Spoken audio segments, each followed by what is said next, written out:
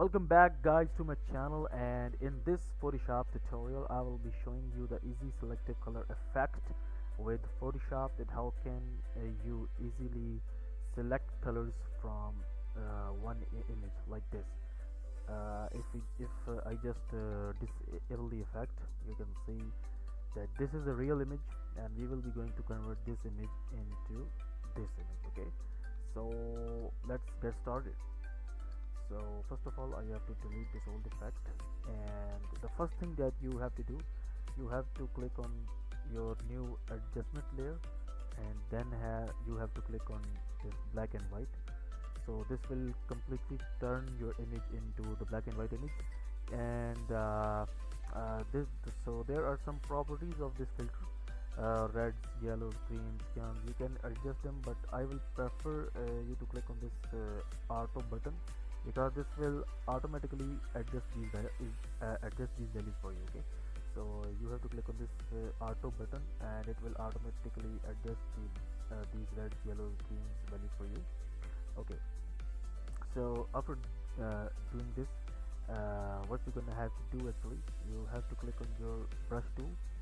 Make sure that your brush tool is selected. Then you have to select this soft tool and adjust the size.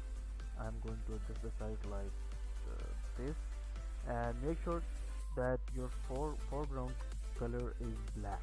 Okay, so then you have to start painting on it like this. First we will brush the inside body of this image. Then we will go outside. Okay, just like that, just like that. Okay, this and this.